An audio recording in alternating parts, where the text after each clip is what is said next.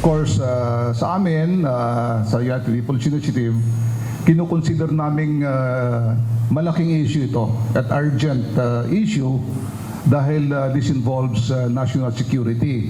May posibilidad ng instability at panganib sa national security. Ito ang pinangangambahan ng grupong United People's Initiative o UPI sa patuloy na pagkwestiyon ng mga kritiko sa kalagayan ng kalusugan ni Pangulong Ferdinand Marcos Jr. Ayon kay retired Major General Romeo Poques na founder and convener ng UPI, hindi nararapat na walang mangunguna sa pamamahala ng isang bansa. Dagdag pa ng UPI, makatutulong din ito upang maiwasan ang paglaganap ng fake news. Sabi po, okay ang kalusugan. O di sagutin po ito ng legal na forum para po once and for all, masarhan na po, matakpan na po, maklose na yung issue sa true state of health ng ating presidente. Tulong po itong ginagawa natin actually sa administrasyon dahil tayo na po yung nag-initiate para masagot sa tamang pamamaraan yung mga katanungan ng taong bayan.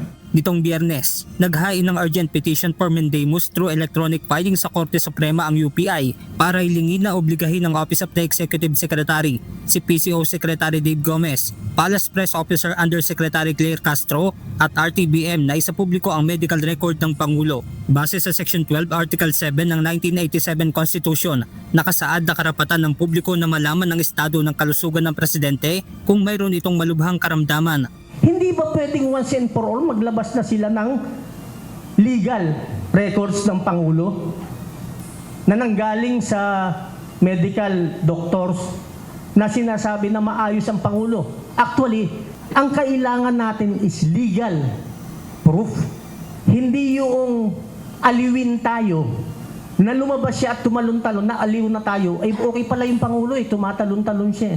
Para sa UPI, hindi lamang ang pisikal na pangangatawan, kundi maging emotional at psychological health nito ay kailangan ding malaman ng publiko. Yung po ay importante dahil yung mental capacity, hindi lamang physical ability ang inahanap natin sa Pangulo, kundi pati mental capacity. Kailangan po namin ng assurance, mag-hair follicle test ka po, bigyan mo kami ng medical bulletin ng iyong actual state of health para po mapanatag ang bayan.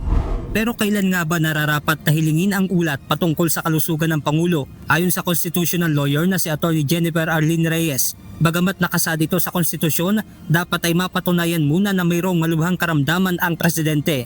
Ang magti-trigger dito ay yung tinatawag na serious illness. Kailangan ay mapatunayan muna na may serious illness ang Pangulo. Natalakay din ng abogado na mayroon na rin kumwestiyon sa korte para sa pagsasapubliko ng medical record ng isang Pangulo, gaya ng kaso noong May 2020 sa pagitan ng lawyer na si Dino De Leon laban kay dating Pangulong Rodrigo Duterte, kung saan hinihiling nila na isapubliko ang medical record nito.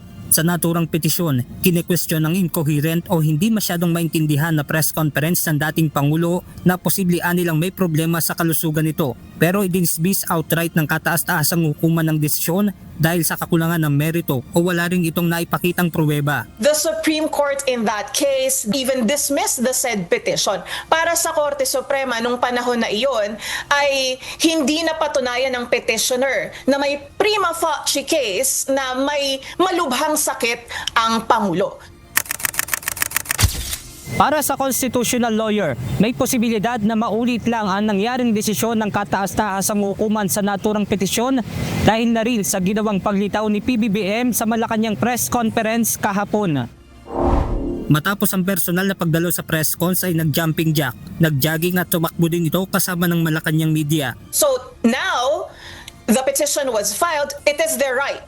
Anyone has the right to do so. Pero para sa akin, kung nakita naman ng Korte Suprema na wala namang malubhang sakit si Pangulong BBM, then the Supreme Court might also dismiss this said petition without preempting the decision of the court in this case. Benedict Samson, UNTV News and Rescue. Diyos ang aming sandigan, serbisyo publiko ang aming pinahahalagahan.